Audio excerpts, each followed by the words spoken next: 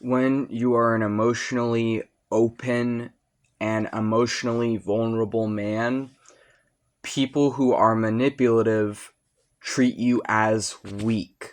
They see your openness as weakness and as something to take advantage of. If they see you are kind and open-hearted, you wear your heart on your sleeve, so to say, they see that as you're easy, that they can take advantage of you, that they can use you, that they can get what they want from you and just play a mask or play a part in your life, but it isn't real. They'll pretend to be your friend, and then they'll literally leave you for dead when it suits their interests. This has happened to me many, many times as an autistic and queer man. And despite how many times I have been brutalized, tortured, assaulted, and hurt and bullied and harassed for being open, to the point that I hid and masked my autism for years, and I masked my autistic traits and symptoms for years because I was literally spanked anytime I displayed my natural signs of my disability as a young child.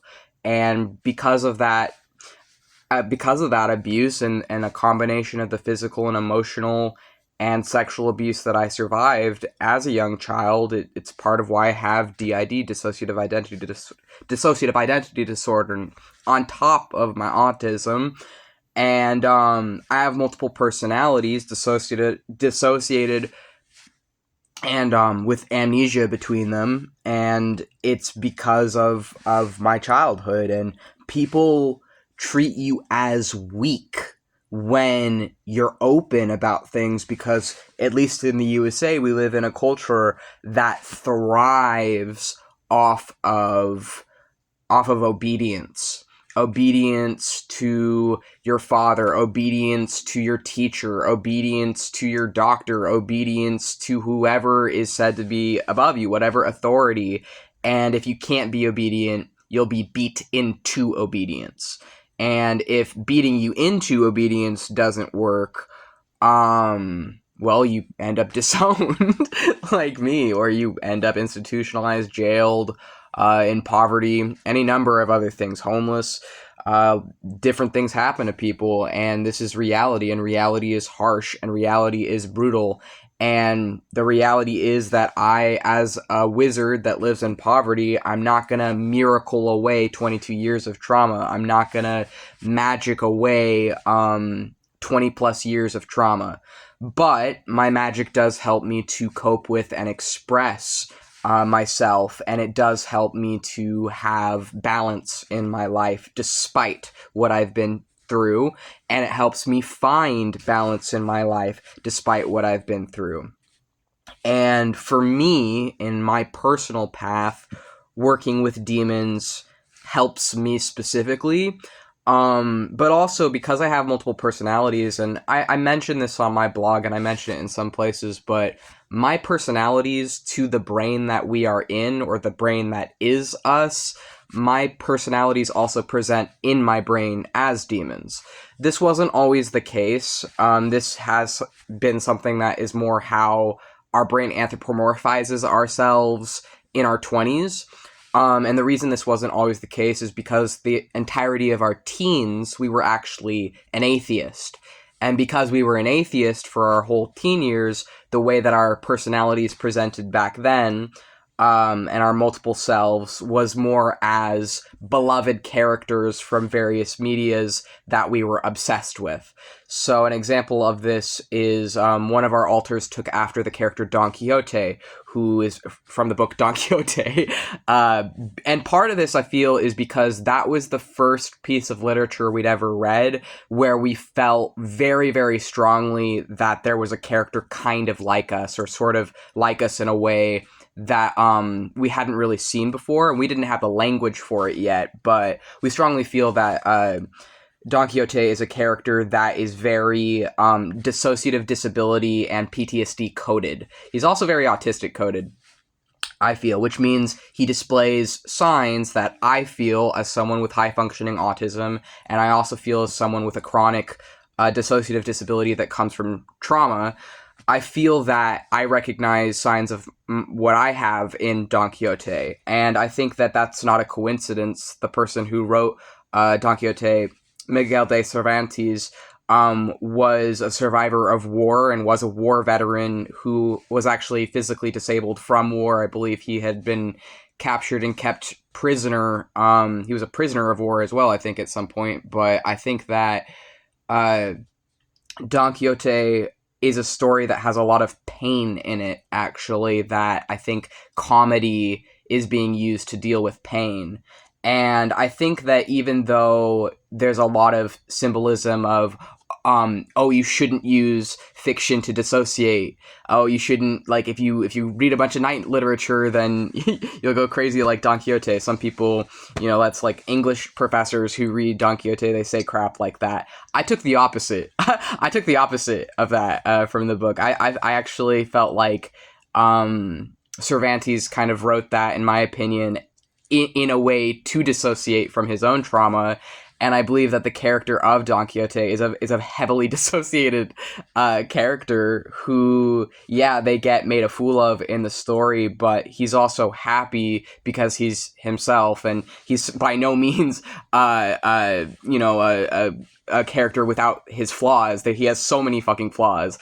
I mean, there are a lot of fucking flaws, but I liked that character so much, and one of our personalities, when we were an atheist, one of our personalities in our brain presented as Don Quixote, and now that we are a wizard, that personality actually now presents as sort of a miniature. Still kind of looks like Don Quixote, but now he kind of presents as a little tiny fairy knight guy. But anyways, that's aside from the point. But it's essentially to express that our disability and the way that we present in our head as someone that is multiple people, our multiplicity of self, our personalities do change over time, and how we present to our system. We've had multiple paradigm shifts. What I mean by paradigm shifts is the way that our brain anthropomorphizes itself has changed multiple times throughout our life. So the way that our DID presented in early childhood is not necessarily at all going to be the same as it presents now that we are 25 years old physically. It does change over time. The way that we are changes over time. But I want to talk about something else as well. So I had a nightmare. I've been having a lot of nightmares lately, but that's just something I deal with, I guess. Lewis says, I feel like I have more nightmares than the other people that host for my system, but I don't know if that's really true, or if it's just that I feel that way. I feel like I have more nightmares compared to Max or Eli. But one of the things I've been thinking about is, like, I had a nightmare the other day where I was back in a house that I grew up in when I was a kid, one of the houses I lived in. And in the dream, it was like a family reunion or something at that house, and I had to just completely dissociate myself from my feelings, because if I didn't, I would either start crying, or I would if I didn't dissociate from my feelings in the dream, I would burst out into tears, or I would get into a confrontation. And so I had to cut myself off from my emotions to survive in the house and in the family reunion. And then there was a part of the dream where I dropped a bottle cap for like a barbecue sauce, and then I knelt down to pick it up, and my head got stuck in the oven, and my teeth was like, the oven was turned on and it was hot, and my teeth was like caught on the hot part of the oven, and someone had to like pry me off of it. And I know it was just a dream, but I felt like the symbolism of it and what it kind of like symbolized, and the fact that I wasn't allowed to be myself emotionally, and I had to just dissociate to survive. That part reason why that dream was so disturbing to me is because that's not just a dream. Like I did have to do that in my childhood to survive, and I've said it before and I'll say it again. I think I switched to Eli. That's okay. I switched to Eli. Now Eli is talking, but I've said it before and I'll say it again. The first 22 years of my life was a nightmare. And I do mean that. I really do feel like it was a nightmare, and I just kind of had to dissociate because the alternative was suicide. So I dissociated from my feelings, and I dissociated from myself for most of my life to survive, because I wouldn't have been able to survive otherwise, because the people around me just did not care about me, and there was no like I wasn't safe to feel my emotions, so I wasn't allowed to feel my emotions, so I had to bury and hide my emotions, and doing that for decades, it's given me multiple personalities. And anyways, so just sharing that there are people out there who I still have to deal with these people, unfortunately, but these fucking people who you're open, or they see that you're open and they just make fun of you, and they're like, oh, I'll give you something to cry about. You don't know what real pain is. You don't know what real trauma is. That kind of shit. And then those are the same people. These people that say that shit online. Those are the same people who are beating their kids, beating their wives, emotionally invalid, or if they're not, or maybe they are doing both, or they're emotionally invalidating their family members, which is just as bad. They're emotionally invalidating their girlfriends. They think no one can fucking tell. They think that no one's going to hold them accountable. They think they can just do whatever they want. These are the people that essay their kids and their spouses and their girlfriends, and they just go online and harass people, and they think no one can see through their bullshit. But those of us who have lived through it and survived, and who didn't die, we can see through it, and we know that they're full of shit. And it's hard when you refuse to be broken, and when you refuse to let people's bullshit make you numb. Because you already were. I already was numb. I was numb for a very long time. I was the part of my system that was a persecutor. Persecutor alter in a DID system is a personality or alter that repeats the abuse onto the other headmates. So I was abused as a child, and unfortunately, my response to that abuse was to take it out on myself. It was to take it out both physically and mentally on my other headmates. I struggled with self-harm and suicidal ideation for years and years, and I was fucking brutal to myself. I was brutal to my other headmates. I used to call Max, I'm back to Lewis again. I switched to Lewis. I used to talk to Max and treat him horribly, and I eventually realized that it's because I felt like the only way we could get through the abuse we lived through, I felt like I had to be hard on myself, because I felt like it was the only way to survive, and I felt like I felt like it was either death or abusing myself in the ways that other people had, like repeating the trauma.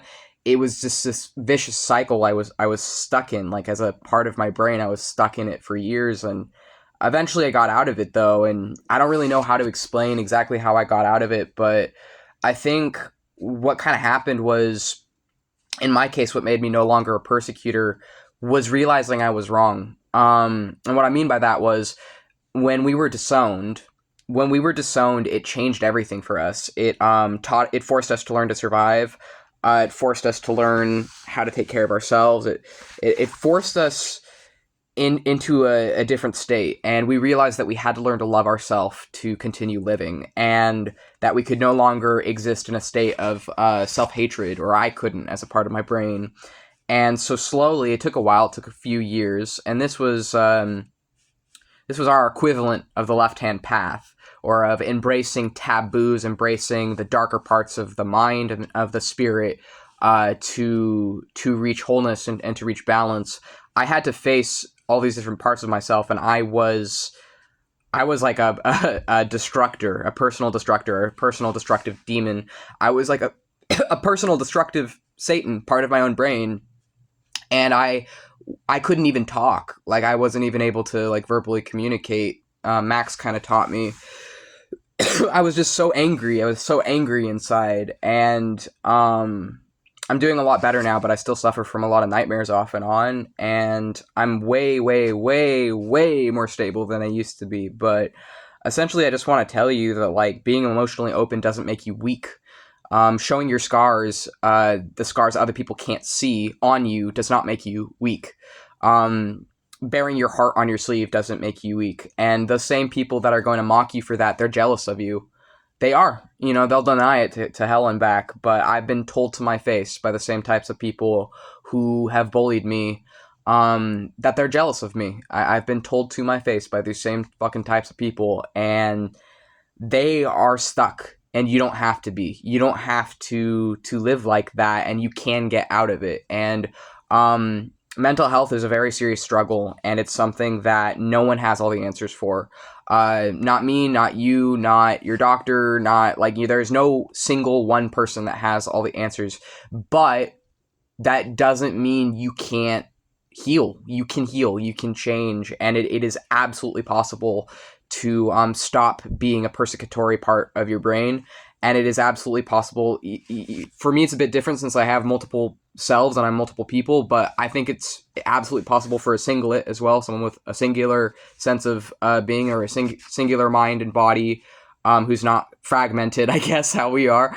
But Lewis says, like, it's absolutely possible to heal and change. And if I could do it with how I used to be as someone who was hurting myself, who was bullying myself, because that's how I responded to other people doing that to me as a part of my brain. If I could learn to stop doing it, then I think you can too. And I think that help is possible, and healing is possible. And even though it's hard and can take years and years and years, it's worth it. It's worth it. And I might still be suffering from nightmares and shit, but I know that I know my gods love me. I know my demons love me. I know I count myself among my demons, and I turn my roaches into butterflies, and I turn my curses into blessings. And living with DID and autism and PTSD, I feel I truly feel both in equal measure cursed and blessed simultaneously. I know that sounds weird to put it that way, but it's sort of like, I feel like my autism especially is something that I was taught because I didn't know I had it growing up. I was late diagnosed with these things, right? I didn't find out till my adult years that I had these things because I grew up under a false diagnosis. But I was taught to just see myself as a fucking freak, and it's like, well, I might be a freak, but I'm free. So I have a level of freedom that is really, really hard to find in this world that $1 billion can't pay for. And these fucking billionaires out here, that they might have all the power and money and whatever and all the material and all these people, these pseudo intellectual people and these pseudo spiritual people, these fake fucking people out here who pretend everything, and they pretend it convincingly. They don't have that because all they have is an act. And it's okay to act. That isn't the problem. Like, so you have to mask to survive in this fucking society, right? But there's a difference between being authentic in yourself and in your heart, and being fucking real and feeling good inside of your heart, and these people who are hollow. And maybe it's something like what happened to me, where they were spanked and emotionally invalidated and sexually abused and other shit, and maybe it made them feel hollow and they repeated it onto other people or onto themselves or whatever it is. But you can change, you can get out of it. And I probably am going to live the rest of my life with PTSD and DID, but that doesn't mean that I'm broken, and that doesn't make me any less of a person, and it certainly doesn't make me weak.